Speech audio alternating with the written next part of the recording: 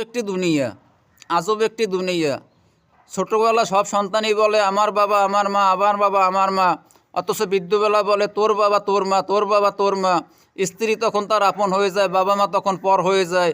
হে যুবক, তুমি যখন এই স্ত্রীর কথা মতো তোমার মা বাবাকে পর করে দিচ্ছ, কাল যখন তুমি বৃদ্ধ হবে তখন তোমার সন্তানও তোমাকে পর করে দেবে। অতএব যুবক, দাঁত থাকতে দাঁতের মর্যাদা বোঝো, মা থাকতে মাকে সেবা করো, বাবা থাকতে বাবাকে সেবা করো, বাবাকে সম্মান করো। তুমিও একদিন বাবা হবে, তুমিও তোমার বাবাকে, তুমিও তোমার সন্তান দ্বারা সম্মান পাবে। আর আজ যদি তুমি তোমার মা বাবাকে অবজ্ঞা করো, কাল তুমি আর সন্তানও তোমাকে অবজ্ঞা করবে। এটাই দুনিয়ার বাস্তব নিয়ম। আমি আমার জীবনে দেখেছি, অনেক পরিচিত আত্মীয় স্বজনদের ভিতরে দেখেছি। সরাসরি বললে শেখায়ত হবে, এই জন্য বললাম না, যে তারা যেভাবে করেছে, তারা এই বৃদ্ধ বয়সে এসে তারা সেভাবে পাচ্ছে। আবার অনেককে দেখেছি তারা যেভাবে যত সুন্দর করে তাদের মা বাবাকে লালন পালন করছে, তাদের তারাও সন্তানদের কাছে সেই ধরনের সম্মান পাচ্ছে।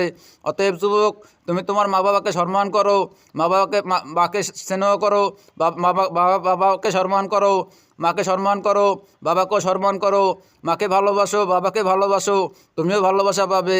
হে রমণী মা আমার, তুমি তোমার শাশুড়িকে সম্মান করো। তুমি যখন শাশুড়ি হবে তখন তোমার পুতের বউ তোমাকে সম্মান করবে। নাহলে তুমি একদিন বলবে পুতের বউ কথা শোনে না। অতএব পুতের বউ কী করে শুনবে? তুমি তোমার শাশুড়ির কথা শোনো, তাহলে তোমার পুতের বউ তোমার কথা শুনবে।